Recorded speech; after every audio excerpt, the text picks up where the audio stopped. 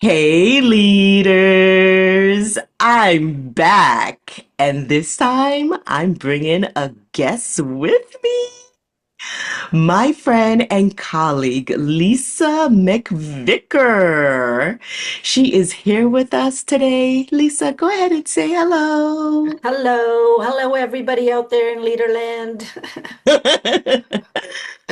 Oh, this is going to be so much fun. I am so excited to sit here and have this conversation with you today, Lisa.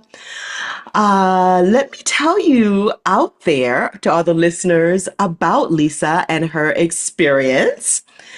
Lisa brings 33 years, okay, across real estate, interior design, workplace strategy, and coaching.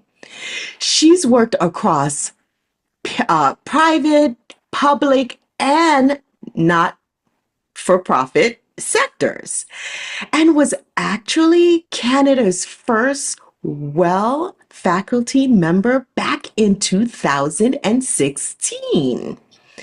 She holds certifications in diversity and inclusion, psychological safety and health, psychological health and safety, and change management. And while at Deloitte, did I pronounce that right? You did. Okay. While at Deloitte, she even co authored influential papers on well being and ESG. What does ESG stand for, Lisa? Environmental, social, and governance. Nice, nice. I am not an acronym person. I'll write an acronym on my whiteboard and say, what the hell was I like thinking about? It's that dyslexic. Anyway, dyslexia. Anyway, so Lisa also partners with leaders, managers, HR professionals, chief of staff, as well as interior designers, architects, and commercial real estate pros, helping them rethink how we all work, how we design and lead in more inclusive and sustainable ways. Lisa, what did I miss? And would you like to share how you identify? Yeah, well, don't worry about missing anything. I mean, 33 years is hard to encapsulate. But how to identify? I'm definitely in terms of pronouns, her and hers. But from an identity point of view, I am an immigrant, first generation settler here to the country known as Canada. And this is the type of viewpoint or perspective I have as I do my work in inclusion.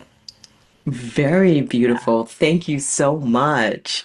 Yes, my Canadian sister. She actually, I think you were like my first Canadian friend. I think so. I think so. You landed here and ta-da, we were put together. I know.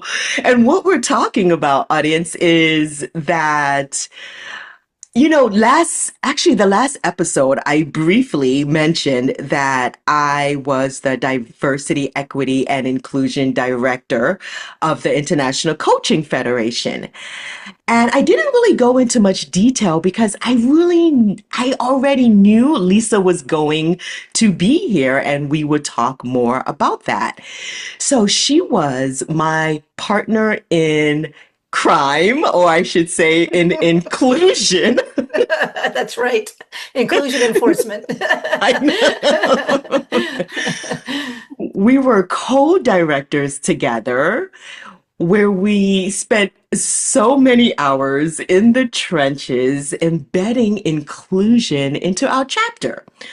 So now, and that was, I think we did that for maybe about a year and a half or so for some time, and it was quite the ride. It certainly was, Terry. It was something new for the chapter. They were cutting their teeth with us. Their intention was there, but it was a system that wasn't built for us. So it was quite a wild ride. Yeah, and it was at the same time that the global DEI was just getting started as well. So we were really trailblazing and also partnering with Global at the same time since the chapter had already in place an EDI program and committee. Correct. It was Correct. a really good time. What are you going to say something? Well, yes. I mean, the chapter, this is the Toronto chapter that we're talking about, and they had committed to walking down the road. They didn't know exactly how to do it, and they did have a committee that was set up in terms of what should we do. And that netted out, and we really did need a DEI director. And then you and I came along and disrupted a few things. I just absolutely love getting inside of some stuff and really disrupting it and changing it up. Change initiator for sure. Both of Yes, us. both of us. Yeah, yeah, for sure, for sure. And we learned a Yes. lot about each other, about the system that we were in, and really how hard it is to do the work when the system has intent, good intent, but really doesn't understand that it's an internal struggle. Agreed. So much to talk about. Yeah, yeah. So much to talk about. Let's go. But today is not all about uh, embedding DEI within the ICF. Today, we are going to talk about education, which is really critical for coaches. So, as coaches, continuous learning isn't just a nice to have. It's literally an ethical obligation for us. And we're required to keep learning and growing because the world keeps changing, and so should we.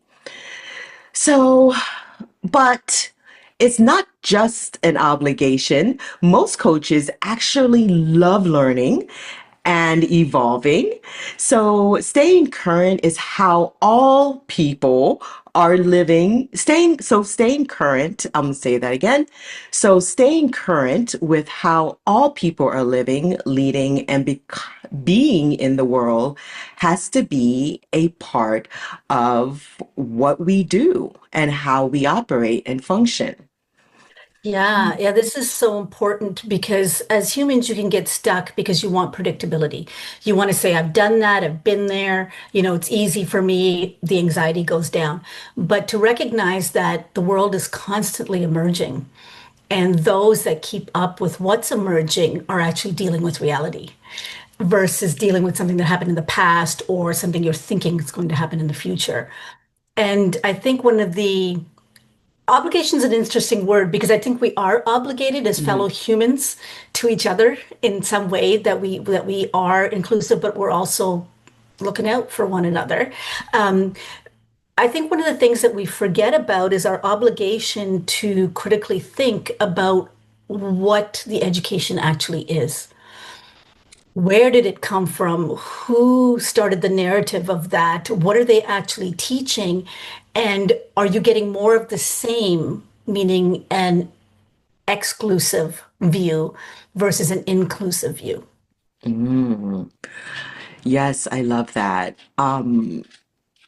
Yeah, and I picked the word obligation because it is a part.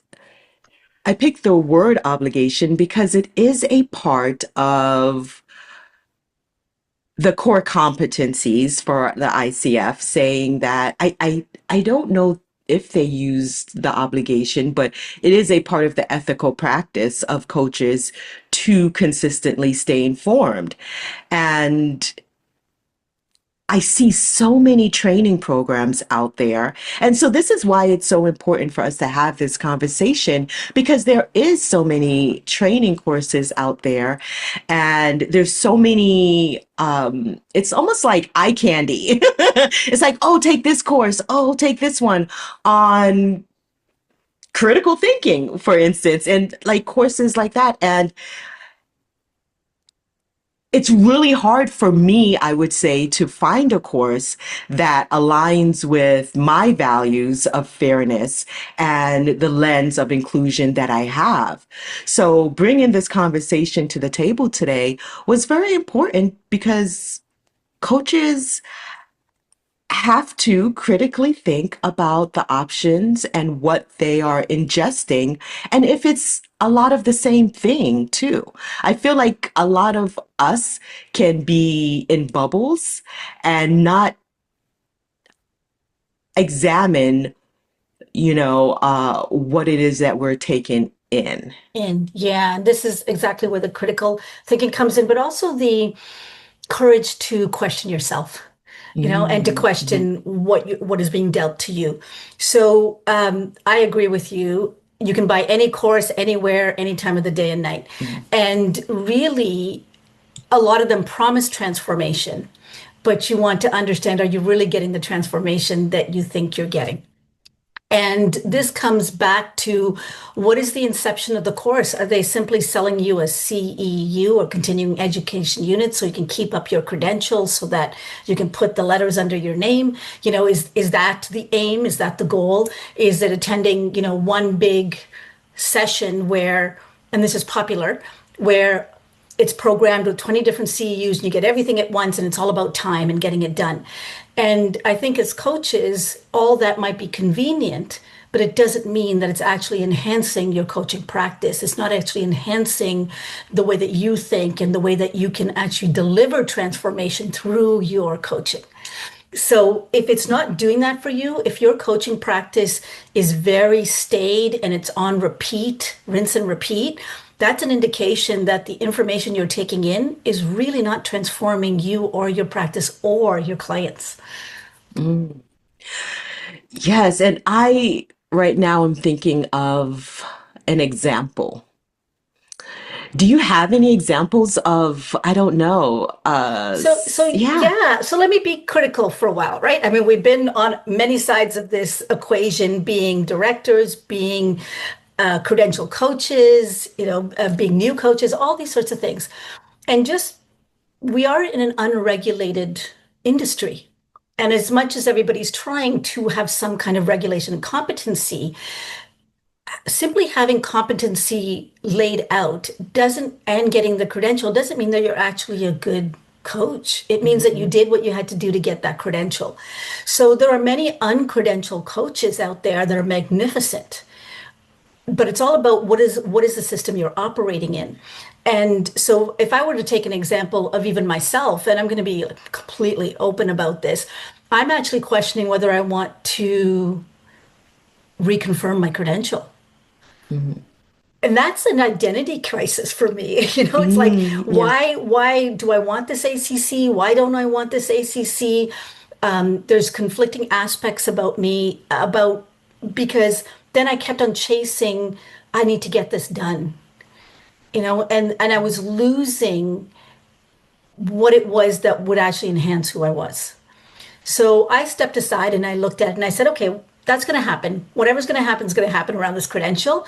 But I really want to start looking at being purposeful about what I'm choosing. And then the more I looked, the more I thought, I'm not seeing what you said before is something that really appeals to me. So it's the kind of thing that, and I'm not saying all of it's crap. I'm not saying that. I'm saying there are lots of things that have value, but there's a certain perspective, if you really want to be an inclusive coach, that comes from having been excluded, that comes from living the experience of what not to do, or not what I don't want, in order to define what I do want. And so I've put together a lot of things that I thought, I wish somebody taught this to me in a kind way, in an accessible way, in a non-judgmental way, so that I could have room to grow and deal with that discomfort that is always going to come when we talk about inclusion. Yes. You said a beautiful mouthful there. And I'm thinking about, different identities and how I am a coach that does like believe in the credentialing and also is mentor coaching to support people that are on that journey towards, whatever they would call a better or different type of coaching style. And I think that for my journey, it's not really about the credential for me, and it is more about, what will, yeah, definitely bring that value to life. So, for instance, I was looking for well, this actually doesn't have anything to do with credentialing, but this is about being a trauma informed coach. And I was looking for an education program that would support me in that journey. And I met with several people to see about getting, some certification to making it, I guess, legit. Mhm. Because I guess it's not credential, but it's more certification, right? So making it legit, because being a Black woman, I'm always like on this journey of needing to be taken more seriously,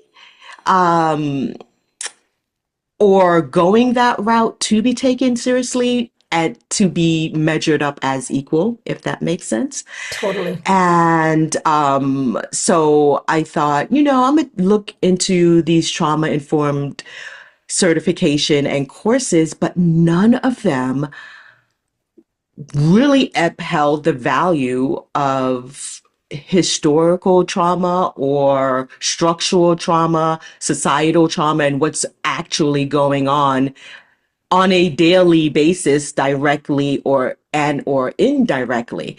And I was actually, when I had mentioned to a couple of the like the people that were interviewing me, and I was speaking about being a Black woman, dealing with not only my past interpersonal traumas, big T, small T's, all the things, but dealing with the day to day experience of being a Black woman, I was actually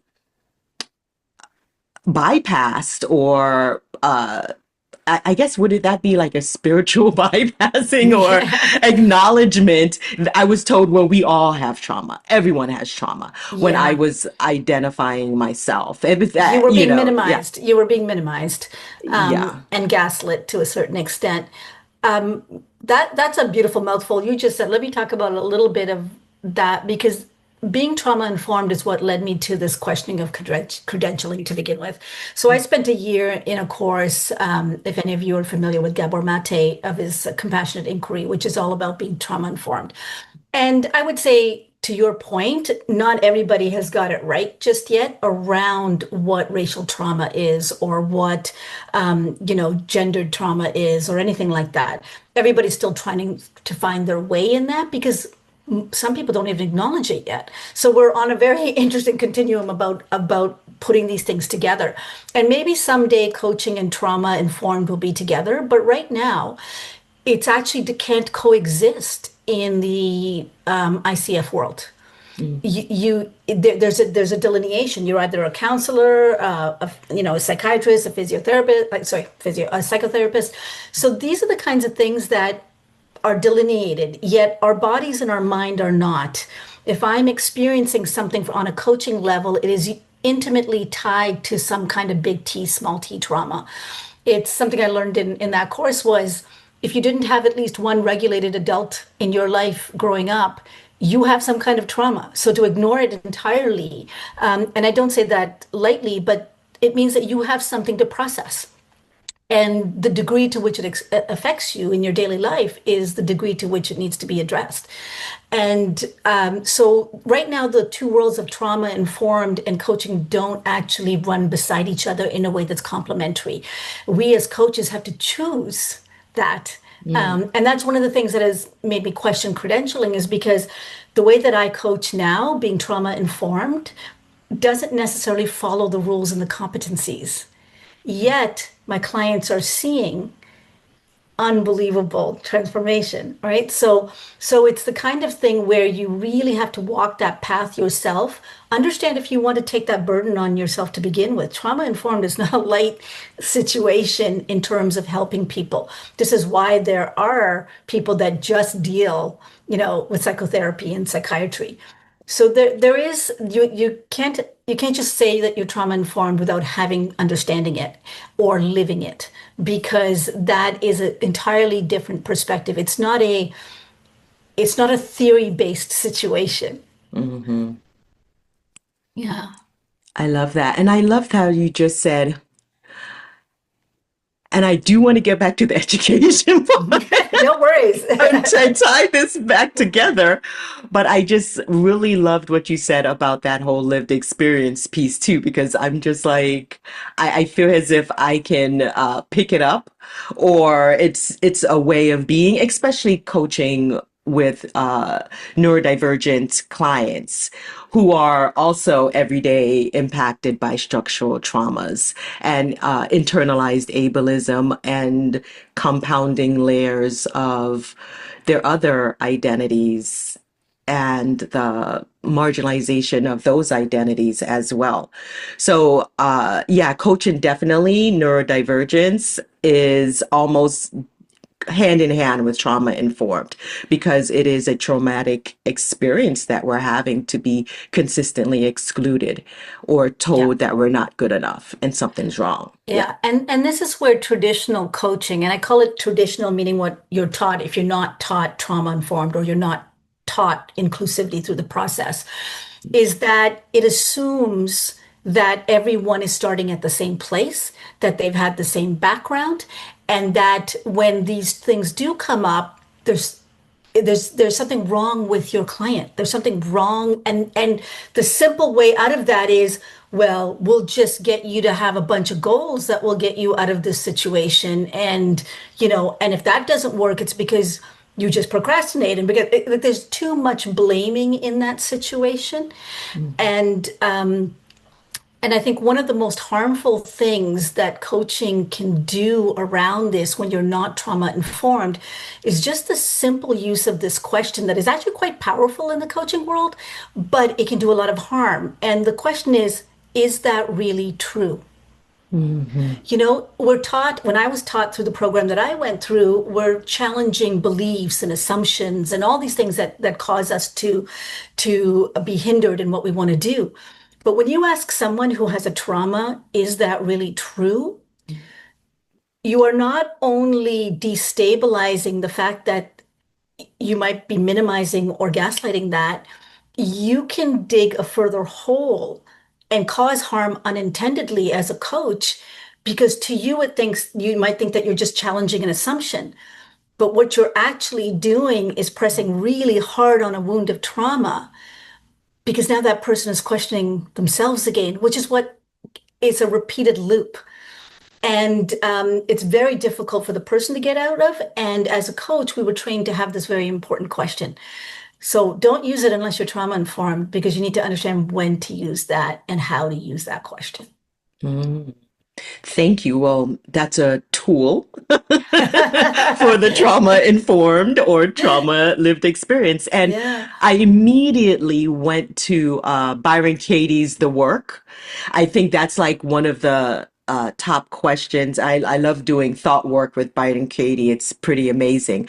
And then I would ask my clients to just, if it's possible, just answer with a yes or no, because that kind of people like to say, yeah, but, or no, but, and it's like, yeah, no, is it true? Yes or Yeah. no? Yeah. And then if And they have to yeah. pick, it's like, okay, shit, it's not. Yeah, Excuse my yeah, and language. there is value to that question. Hmm. And I'm not saying that coaches shouldn't use it. I think there's a timing aspect of it. And there's first, is the person seeking safety or to be understood? And if you can determine which way that is, because if they're seeking safety, that question shouldn't be used right away, Hmm. Yeah. right? Yeah. Because that's where it causes harm. Mm. If they're seeking to be understood, this question is very valuable. Hmm. Thank you for that. Yes. So let's circle back to to education and how important it is. Even this conversation from two amazing women that are in this work is informative and educational. So, and I'm wondering, I'm thinking about maybe asking you about how you, I guess, got into inclusive work and leading it to inclusion, into educational development. Because I know Yeah. that is something that you love and you do so well. Thank you. I do love it. It keeps me going for sure. Um, Mhm. I guess I'm naturally curious. And so when you start there, you're always asking, how can I do this better? What do I want to know? What do I think people want to know? What are they telling me? But if I go back into an historical perspective, it's odd that I'm in this position. And this is one of the things that I encourage people to do. When you do follow your curiosity, you somehow get to where you need to be. But my background is in interior design. I did a lot of work in that. I've worked with a lot of companies in the sense of how do they become more efficient? And then started getting curious about, well, how does the space affect somebody's well-being? And that's what led me first down this road is we can do better. We can do better. And that's when I started to see the systems that harm, even though they're unintentional in their harm. Mhm. And so I aligned myself. The Well faculty is actually an international group that not only looks at the, fresh air, fresh water, all these things we need, but what do we need for our minds? What do we need for our bodies? What do we need psychologically in a space to help us be well? And when I saw that, I like, the heart starts going, oh, okay, this is where I want to go, right? So I just kept on following that, and eventually added the diversity, equity, inclusion perspective because I always had that perspective from lived experience. But it's so easy to think that everybody else just might see it that way, but they don't. They Mhm. absolutely don't. And so it's really important to bring those perspectives, especially the ones that are unheard, into it. So as this developed, and I became part of faculty, I teach.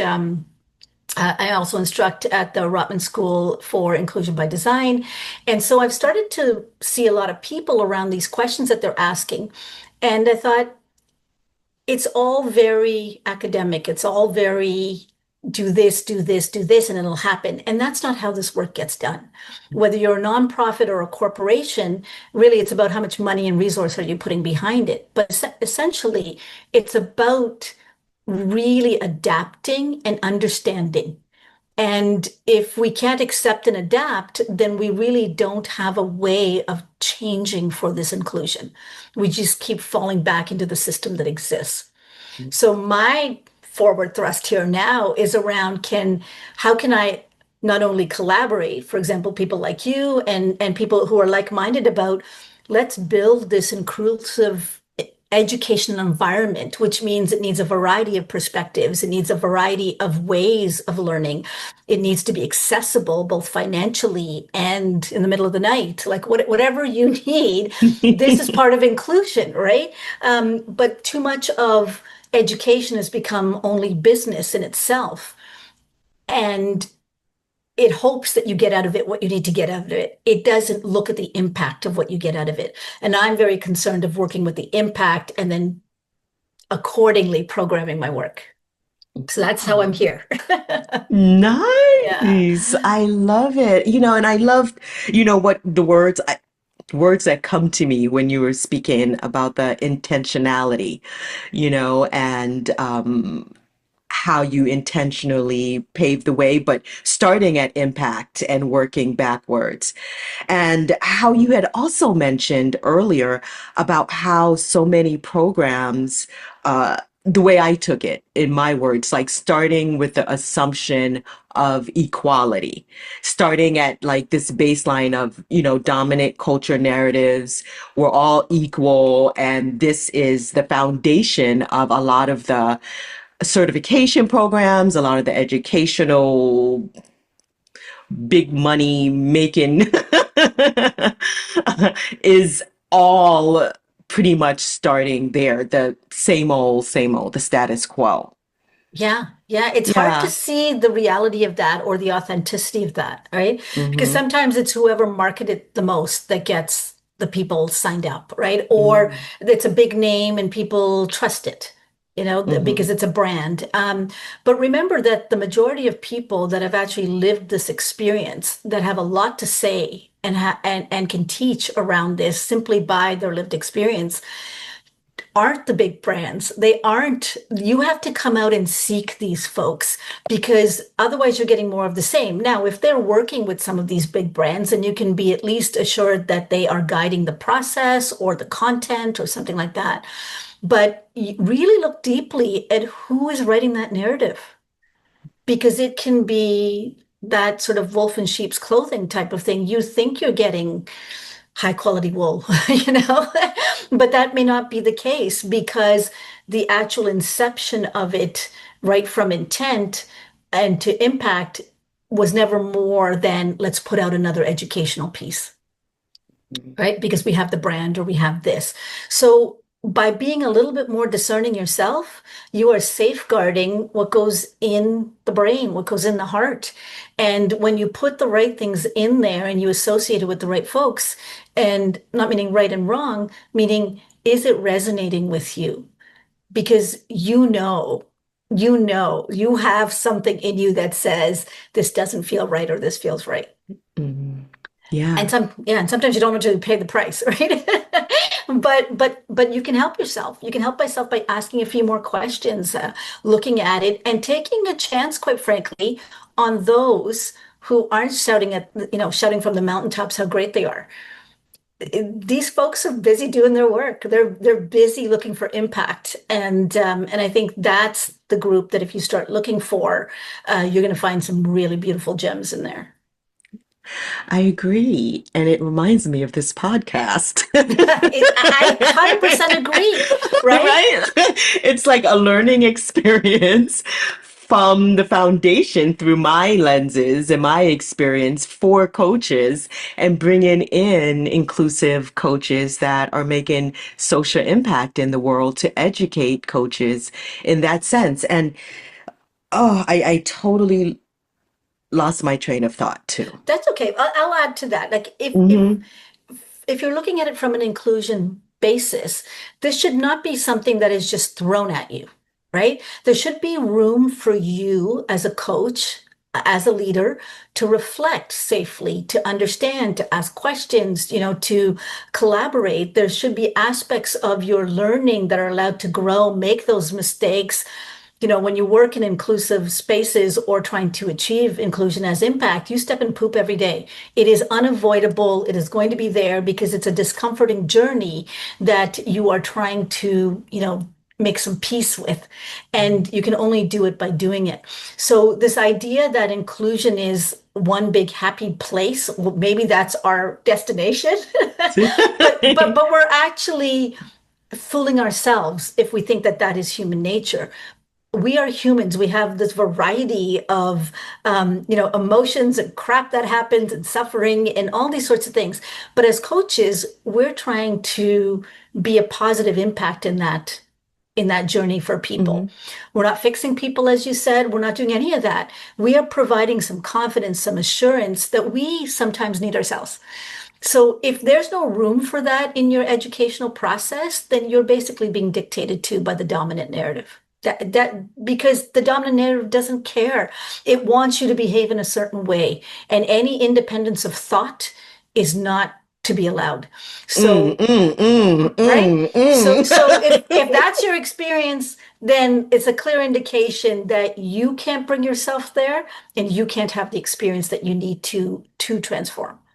Yeah, dictated by the dominant experience narrative. Narrative. Yeah, Yeah, absolutely. and Yeah. one of the reasons why I'm having such a hard time finding my trauma informed course or other courses. I practice this discernment. I'm like meeting with people. I question them. I'm just wondering if it's aligned because I can't walk into another room honestly and be the only and or be treated, yeah, like they don't see difference. Yeah, yeah, And and yeah. yeah, and I'm quite the opposite. I'm all for normalizing difference. Difference is our natural state. Hmm. We don't see a Yeah. bunch of clones out here. Lots of people want you to be a clone and drink the Kool-Aid and etc. But that's not our natural state. Our Hmm. natural state is to live in the body that we were given, in the space that we were given, with the choices that we have. And there's no, you hear it anecdotally that you are unique. Well, yes, you are. And so is that flower, and so is that leaf, and so is Yeah.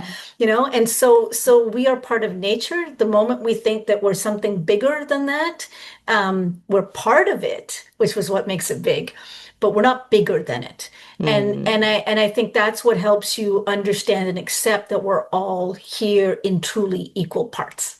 Right? Just because someone says we're equal in a law doesn't make it so. People have to Hmm. work at that. And so it's really important that we see the oneness of ourselves and our connection, because that is what allows the inclusion. We can only accept the other if we think we are affected and connected to the other.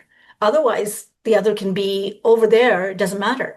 But if we are intimately connected and we see how we're connected to each other, it's going to be really hard to harm yourself. It's you can, but doesn't mean you're not going to think more about it, or you're going to think about what that decision is going to help you do. So I think it's important that people are going back to being critical, thinking critically. If you're not allowed to do that, there's something crappy about the situation and the system that's Hmm. that's telling you that, that's broadcasting that to you. Thank you for that. Yes. So, and that like brings me to what you're doing and what you've created. And I feel as if, listeners, you know how we love to give strategies and tools and takeaways just so that you can start implementing some of these very important changes into your life Mhm. or ways of being into your life. Like, because I totally feel as if everyone, I think on our conversation prior to this, you were talking about people being so untethered right now and why creating this is just the perfect time for you. Would you like to elaborate Yeah, on yeah, this? yeah. Untethered can be helpful or not, but if you've become untethered because you've been disconnected harshly, or something like that, and it wasn't your choice, then that reconnection is necessary. You can always disconnect because for peace of mind and all these sorts of things, but that's a choice, right? So if you know that you need more connection, so what I started was an online school. I've done it on the Thinkific platform, which is a Canadian platform, but can be anywhere in the world if you go to it, and we can provide the link in your Show information notes. later. Uh-huh. But I think what I wanted to I wanted to create what I didn't see yet, and I started with design because design was a process for me where it's to be inclusive. I'm designing a space for a person. I'm designing an experience for a person. So it challenges me to think about what is necessary in that moment. So I decided the first four courses were going to be specifically about inclusion from a design perspective, but I broadened it for design of space, place, policy, and process. So the information in it is very transferable. And my hope for the school is that there'll be professional and personal courses over time. There'll be free and paid courses over time because it needs to be accessible. I just finished walking the Camino for 6 days and then relaxed for another four. I'm going to put a free course on there on how personal development and what I learned through that, and what are the learning lessons that can be taken from that, whether you're a CEO, whether you're a coach, whether you're a designer.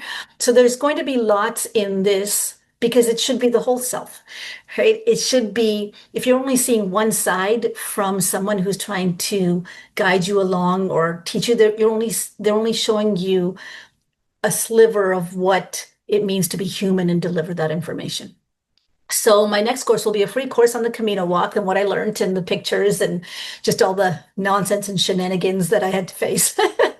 But it's always a personal journey, and whenever you're challenged, it's a personal journey. So the school itself, to answer you directly, has 4 courses on it. There's designing for inclusion. There's something called the Well Equity Rating, which talks about how can you embed inclusion in a space or in a corporate space or in a actually any kind of space. There's one about intersectionality, and there's one about what's the big idea, which is just a very general course around inclusion, diversity, equity, and accessibility. So all of these will be expanded on from time to time. I hope to be very prolific and very affordable because I truly think that education is overpriced these days, and it's overpriced because you need that little piece of paper. But that doesn't stop people from actually using the certificate that you get to report a CEU or something like that. So I'm trying to help people in many different ways, whether you want just the information or you need to understand whether you're trying to work towards something.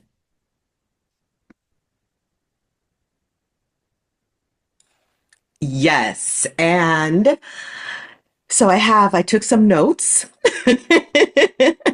and I have your design, accessibility, and the trauma informed part as the foundation. And so since you had finished up on the accessibility, meaning the cost point, they are so affordable, coaches, and you don't get that like anywhere, especially for us as coaches. Everything is so overpriced. Everything is just like, it feels like a money grab. It's too much. Um, and then I'm thinking about with the accessibility and how affordable they are. Oh, I lost my track of thought again today. Oh, the design aspect too. And at first, when I saw you posting about design, I thought, okay, so she's an interior director or interior designer, Yeah. and she's into this design world. What does she mean by design?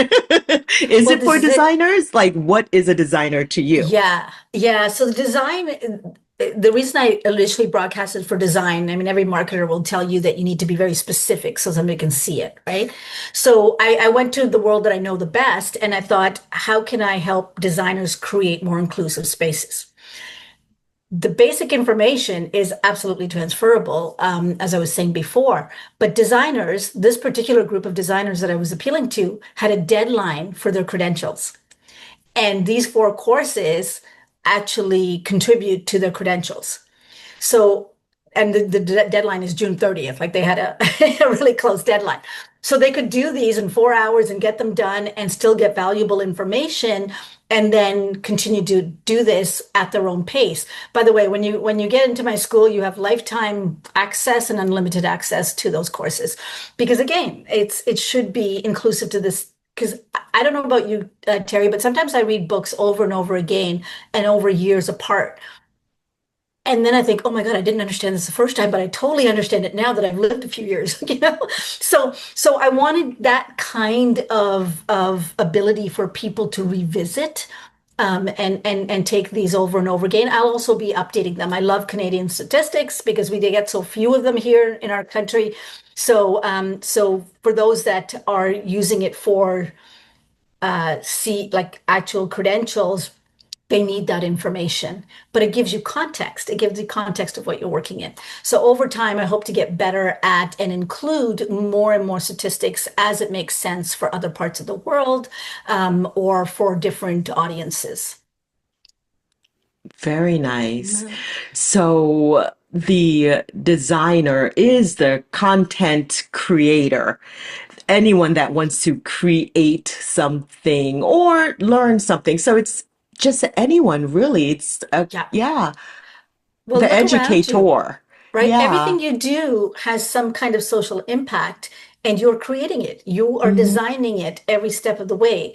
Are you conscious of that design, or are you assuming that this is the way that something needs to be done? I mean, mhm, everything we're wearing, mhm. somebody designed the technology that we're using, somebody designed a course, somebody designed the space that you're in.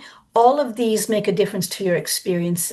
And as a leadership coach, you, whether you're recognizing it or not, are designing something. You're curating that 1 hour you spend with your client. You are designing the space, the container, by virtue of simply asking those questions and creating that space. Mhm. So you can understand if I talk about accessibility in a course, how that might affect the way that you design something, Mhm. for example. Yeah. Yes. Um, and then now I'm also thinking Mhm. about um, the trauma informed piece and Mm. having that lens as a designer of these coaching education programs. And how does Yeah. that come into play when you were designing yours? Yeah. So the reason, so there's an unfolding to this process of the school. For example, I have options to create communities and all these sorts of things, right, within the school.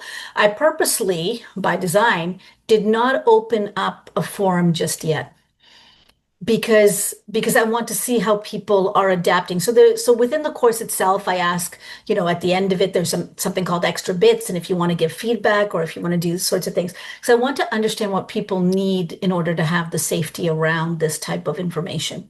So when the time is right, and when people start asking for community, then I can deliver that community. But I have to be very careful about setting up a safe community for folks and an inclusive one. So again, what are we presented with? What is emerging? How can we build this as it is needed versus building something and saying, well, let's just monetize it. I'm not happy with that because that means I'm stuck in time somewhere. It is really about what is presenting. And as you said at the head of this podcast, it is dynamic. Things are always changing. Context is changing. The dominant narrative here in North America is different from the dominant narrative in Africa and in India. And, so it's always contextual and understanding that and understanding how to allow people to have space in that it's not an easy thing. That's what coaches do. It's not an easy thing. So the more you deeply understand how to curate that space, albeit it's virtual, it becomes that relationship, the better you will be and not only allowing, but at adapting. Thank you. The better you would be at allowing, better you would be at allowing and adapting And adapting. and Because adapting. if I'm in denial of something or I'm minimizing something, you've given a lot of examples of this. I am taking it and saying it's over there and I don't acknowledge it, or Mm-hmm. whatever I have is better than that. The Mm, moment I accept it, I don't have to agree with it. And this is what people don't understand about mm, acceptance. mm, When somebody puts something in front of you, they're just saying this is the way it is mm-hmm. for them or for their situation. I don't have to agree with that. I might agree with it, but the moment I accept that it also exists, I'm now dealing with reality. And it allows me to adapt emotionally, spiritually, physically, whatever it is, to that situation or what I'm being presented with. But if I choose to literally take out information that is being delivered to me by ignoring it or denying it, I'm not working with the full deck of cards. I am not actually looking at reality the way it is. So do yourself a service and learn how to accept, even if you don't agree. Allow your brain that expansion because then you will be able to be adaptable to just about anything. So pretty much letting go of that perfectionism or belief 100%. that something should be a certain way, like that is just a lot of the cultural norms. That is just the same status quo, same, same, same. Yeah. And I love that another accessibility piece to your courses is that it's async. Like you Yes. can, did you mention that Yeah, already? I so don't. yeah, 10 o'clock in your pajamas, middle of the night, whatever you want to do. It is definitely asynchronous. And again, that is to appeal to people's different time zones, to their different responsibilities. Mhm. They get to choose if I'm going to spend 5 minutes here, if I'm going to spend an hour here. Um, it's very empowering to have command over what you choose to absorb. Your time, right? Too. Yeah, yeah, Yeah. And how yeah. you do it. And yeah, it can I don't know why I want to say like be a private experience, but Yeah, you but it don't have to is. be in a room of 20 people like me walking into a space No, worried about, like is it yeah, going to be just the yeah. same old, same old? Yeah. Yeah, and you don't. And this is part of the beauty of designing the school the way it is. I talked about community. The other thing that I'm toying around with is if enough people ask for live sessions, then I will do that. Hmm. Right? I'm going to see what emerges out of it. People might have questions. They might want to wrestle with a question that many other people are wrestling with, right? So I can either add that to the course or I can, and then if I do, you get a notification if you're already in the course that something new is there, there's a new chapter. Or I can choose to say this is better dealt with one on one, or we bring a whole bunch to your podcast and say this is what people were wanting to talk about. Let's talk about it. There's so many different avenues to allow for people's learning, and they don't have to be expensive and rote and confined. Yeah. Yes, I absolutely love that. And we have to talk about this community idea more, but I guess once it starts to whatever unfolds with that. And I kind of want to talk about how we are actually listeners. We are in conversation of creating something together. Maybe some inclusion work around, of course, neurodiversity and neuro inclusion, blah, blah, blah, and other things to bring to the podcast. And also, I forgot, I wanted to mention when it comes to the accessibility, I'm spilling the beans because these courses are only $30. I don't know if my course is going to be $30, so you better grab these. Okay, I'm thinking more like 88. Can I get $88? Yeah. Oh no, No, but and they are $30. Thank you. yeah. That doesn't mean all of them will be, but Mm, they will. And as the school grows, there's definitely this idea of give back. There are some people who can't afford this. I would mm, love to have a mechanism where people can pay it forward or can, allow for some community support. So mm, everything adds up. It builds into the process. And yeah, there'll be courses. These are called mini courses. They're an hour. You can yeah. take 3 hours to do them, but they're designed to be done in an hour. Hmm. And I will come up with some signature courses, which will be more in depth, which will be probably more than $30. But they Good. will. Yeah, I'm not Well, dictating for anybody's you, I don't prices. Yeah, know. but I Yeah. wanted again, you build a community by making it as accessible as possible.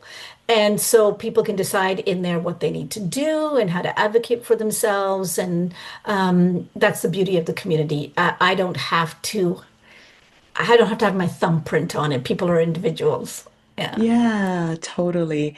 And I think about also for ours, and it sounds like you were willing to communicate and partner with anyone that, purchases this and jumps into this learning educational experience Yeah.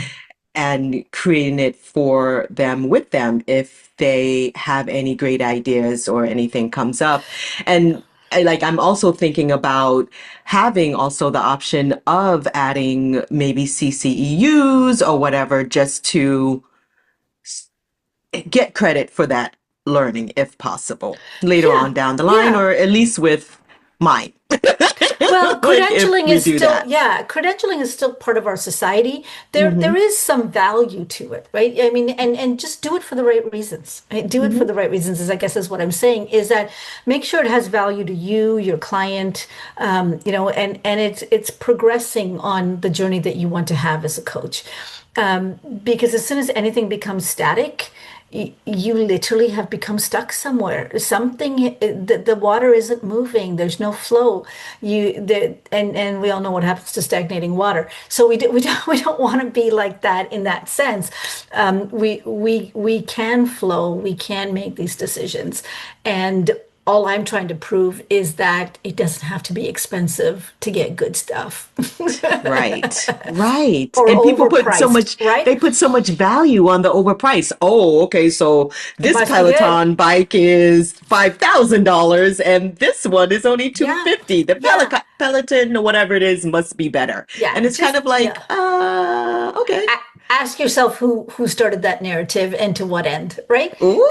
This is what I mean, right? This is what I mean of being critical is sure, it's probably a very good bike, right? It's probably a very good Yeah, bike, yeah. And it's great. right? They have a community, I think. Yeah, And yeah. yeah, yeah. So just know what you're buying into, and is it serving you? Is it Hmm. serving you? Is it serving your clients? Because we can talk a lot about measuring our effort, meaning how many courses did I take, how many credentials did I get in CEUs. There's a lot of effort of measuring because that's the way the system is set up. But if we actually measure the impact we're having, Hmm. it will tell you whether that investment was worth it or not. So Nice. I'll leave you Okay. with that for sure. Okay. And when you say like figuring out what it is, measuring that what you're buying into and is it serving you? I'm just like, right? Like for me, as a credentialing coach, a PCC credentialed coach and mentor coach, like I want to get in and disrupt. So I need to do what I need to do to get You in. do. And You that do. has been my motive besides being taken seriously. Like that's always like my look, let me see, and then I'm like, oh, I can get in and disrupt Yes. that way. And that is my intention and is to support other coaches in being inclusive coaches and getting in Yeah. and Yeah. change initiation. Exactly. Know your So yeah. path. So, but you know your path, right? You're Mm, making the choice. mm, Don't do it because somebody says you have to do it. Have that intention around why you're doing it. Because then it makes mhm, it clean. It makes the intent clean around why you're doing it. You're not fooling yourself. You're not fooling others. You know the way the game works and you're working it. Like mhm. to me, smart, smart, Yeah. right? And you have different time. I've gone through that same process. Yeah. So it's and I may turn around tomorrow and say, yeah, I will reissue my credential, right? I will go Whatever. for it. Yeah, Whatever. there's Whatever. no judgment around that at all. No It's judgment. figure out your path, figure out what you want to carry, what you want to do, but do it with that critical eye because it's Yeah. needed these days. It's needed to see what you're actually navigating. Yeah. And getting your training to understand more, to learn more, and to go from there. Because that could be the initiation into walking a new path that, yeah, it Yeah. might be helpful, coaches. It might be helpful. Actually, I know it will be. I Yeah, know it don't. will be. I think the thing I learned the most is just don't be so hard on yourself for having to make these decisions, right? It's you tell yourself, oh my God, I have to have that credential, or I don't have to have that credential, and you get into this conflict with yourself. Like you create this conflict, Mhm. which is only viable if you allow it to create that. You can be even more creative and say, what do I want here? How do I want to forge this path? And then use the same tools to curate it. So there's a difference of when it is telling you what to do and when you have taken over and said, this is what I want to do with it. Mm. That's where you want to be. And it's hell of exciting. Way Yeah. more exciting. It's You like, know the ooh, you're looking difference. forward to something. Yeah. Yeah, you know in your heart, am I disempowered by this decision or am I empowered by this decision? Hmm. Yeah. Well, to wrap this beautiful episode up, leaders, coaches, change makers out there, you don't need to necessarily go to school to keep learning. So if you've gotten a little bit too uncomfortable in your bubble or you're feeling this nudge to grow, take the leap. Try some new things. Know your path, know your intention and what really matters and what you value. So invest in learning that expands your perspective and challenge the way you think and what you think and know. Opening yourself up to updated, also ways of being, because that kind of growth, it doesn't just transform your leadership, it transforms the lives of the people that we all serve. Any Well wrap said, up my dear. words? Well said, my dear. Nice encapsulation. I like to dance around, but nice encapsulation. Thanks. Thanks. Yeah, I'm really appreciative. I'm appreciative of people's time who are listening. And I hope this sparks that curiosity within yourself and give yourself permission to explore. The path reveals itself when you explore. Yeah, that curiosity, lean into Yeah. it. And you can follow Lisa on LinkedIn. And she so gracefully and casually promotes her learning, but not with pressure or force and celebrity guests. Yeah, I look for the hidden gem celebrities, the ones that are just still in the diamond mines that are coming into their brilliance. Yeah. Yes, thank you. No, 100% that was for you. I'm practicing more ego as Why my not? form of resistance. Yes, absolutely. Oh, thank you so much for being here, Lisa, and thank you for sharing. And I look forward to whatever we create together. This is not the last time, listeners, that you will be hearing from her, about her, and us. We'll see where this goes and follow her, check her out on LinkedIn, connect with her, and please, if you like anything you've heard here today, if you love anything you've heard on these podcast episodes, past and present, leave a 5-star rating and a Woohoo! review. Yes, because you know what that does? It gets the word out to people in your area.